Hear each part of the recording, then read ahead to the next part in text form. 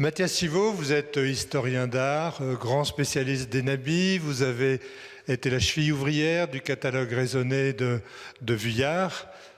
Qu'est-ce qui vous a amené finalement à accepter la proposition du comité Cuiseaux Pays des Peintres de venir à Cuiseaux?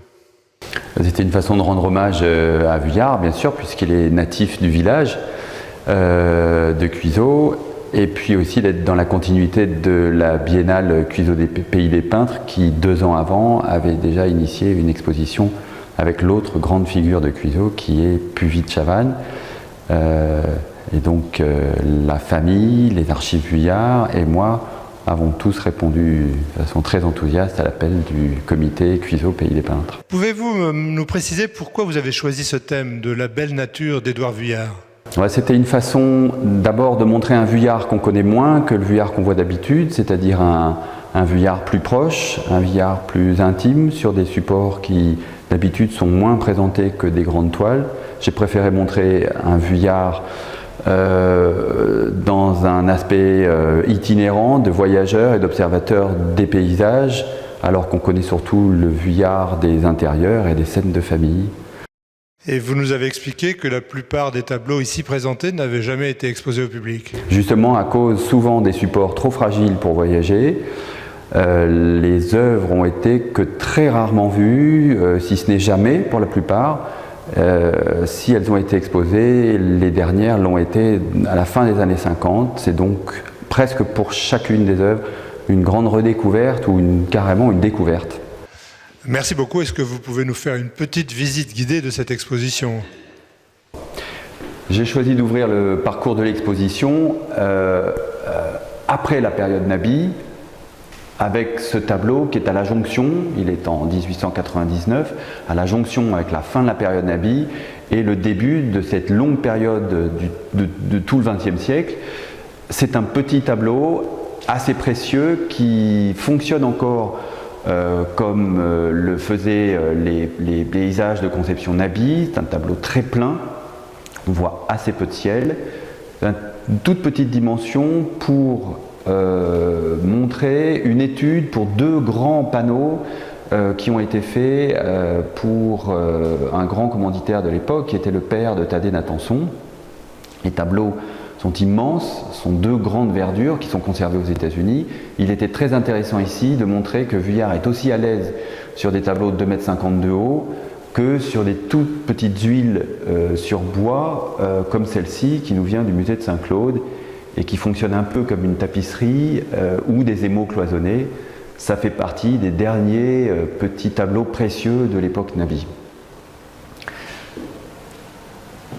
Ici, c'est plutôt Vuillard en villégiature. Les villégiatures, c'est un moment très privilégié d'abord dans la création de l'artiste et puis aussi dans la sociabilité qu'il développe avec ses commanditaires qui lui rendent visite. En Bretagne, comme ici, ce sont des prises de notes, entre guillemets, presque sur le vif, puisqu'on sait qu'il peut se promener dans la campagne ou en bord de mer avec sa boîte de couleurs, un peu à la façon des impressionnistes.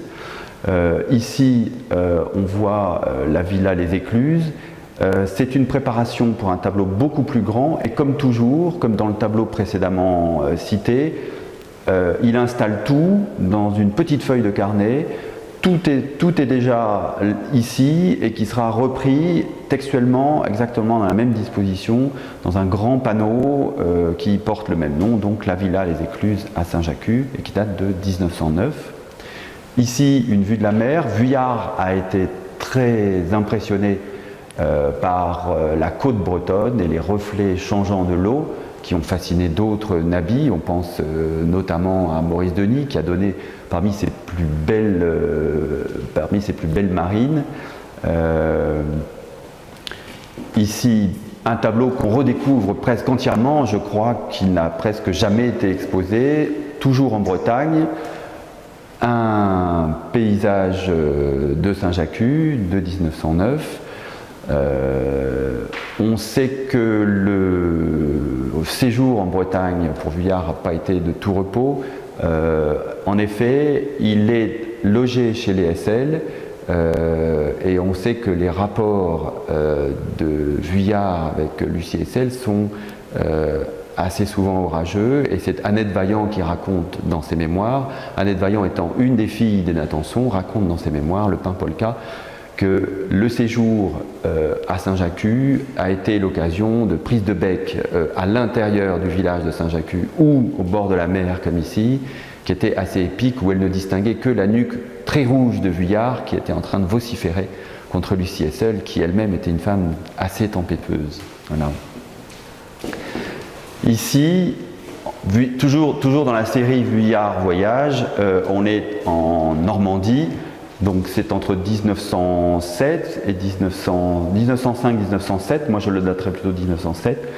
Un petit pastel qui pourrait faire penser, par cette façon très achevée, qui pourrait faire penser au pastel Nabi. On est à l'arrière de la maison qui s'appelle le Château Rouge à Amfréville.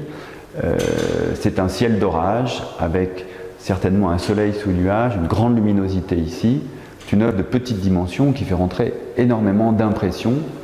Et là, Vuillard déploie tout son talent de post-impressionniste, qui est quand même une des théories que les Nabis ont mésestimé le plus volontairement, de 1890 à 1900, mais plusieurs de ses camarades, notamment Roussel et lui, vont s'orienter vers un post-impressionnisme à partir de 1900-1901, tout à fait décontracté. Et on le voit ici, on le voit également ici.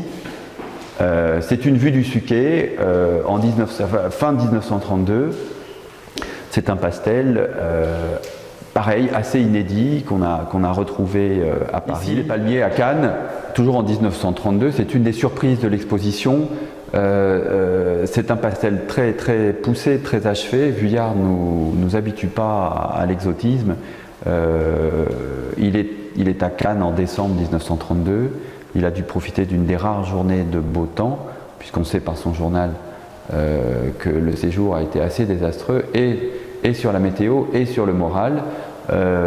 Ici devait être un des jours fastes dans lesquels il a pris en note quelques palmiers. Évidemment, on pense soit à Monet à Bordighera ou à Bonnard aux mêmes époques, au même endroit d'ailleurs.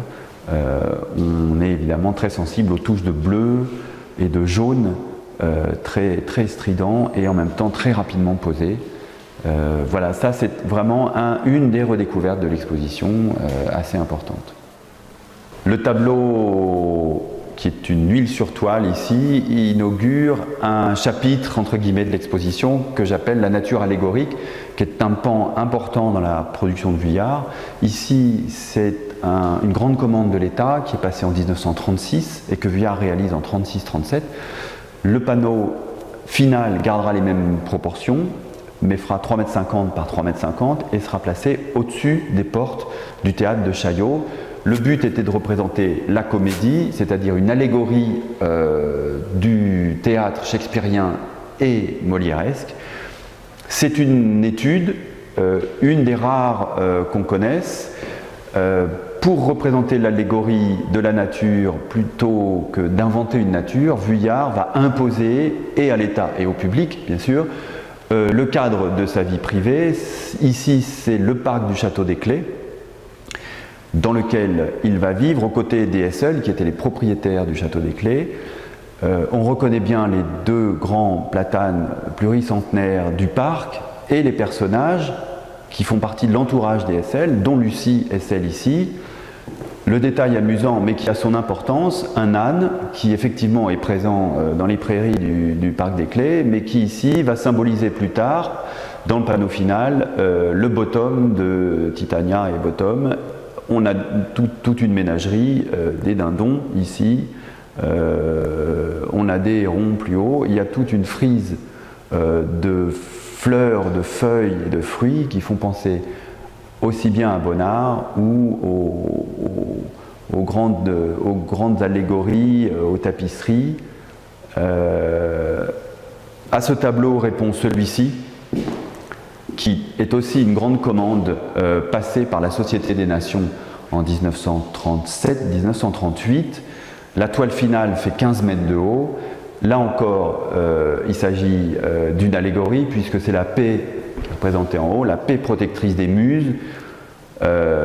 Une fois encore, pour représenter une allégorie qui normalement devrait être traitée de façon assez éthérée, Vuillard choisit le cadre privé de sa vie.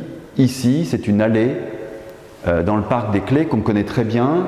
D'abord, je pense qu'elle existe toujours, et en plus, on a beaucoup de photographies prises par l'artiste qui vont lui servir à installer son pastel. Ces deux œuvres-là sont des œuvres qui, pareil, ont été très rarement vues et qui appartiennent à des séries assez rares de Vuillard.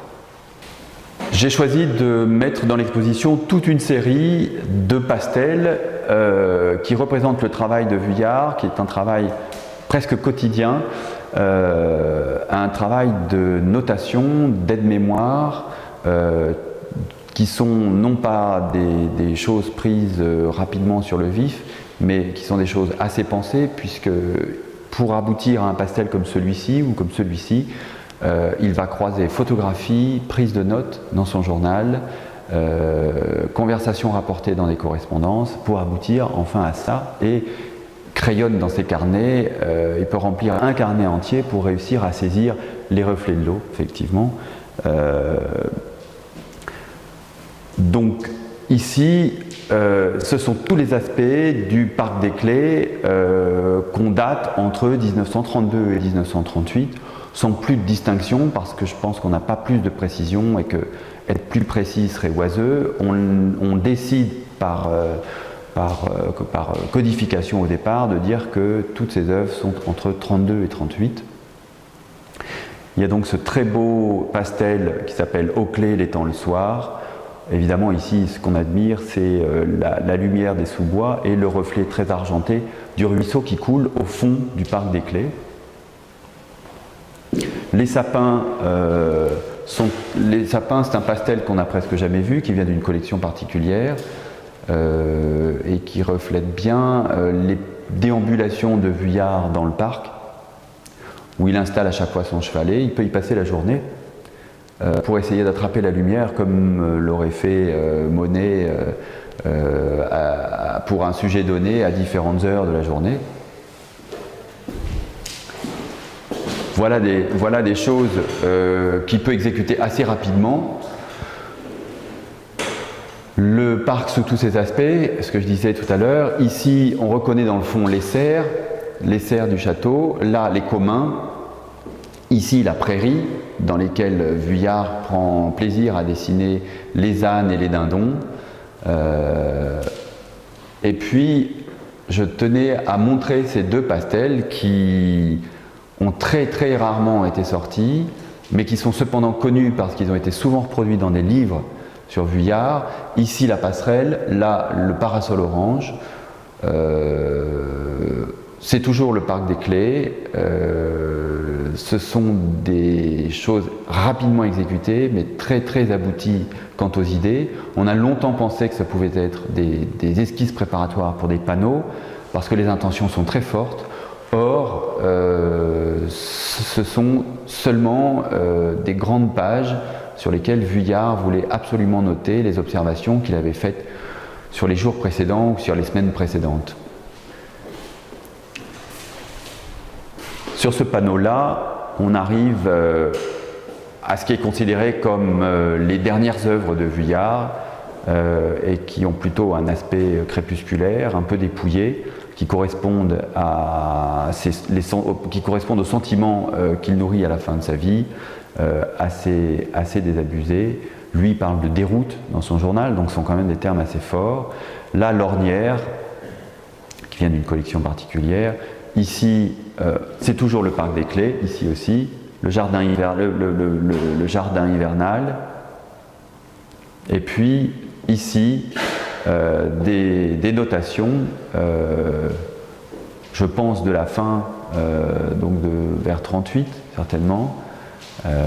Ici, une chose intéressante qu'on a presque rarement vue, le tableau final est un grand panneau décoratif, une fois encore, comme dans les petits paysages bretons, il installe tout sur une page de carnet qui fait 15 cm de haut.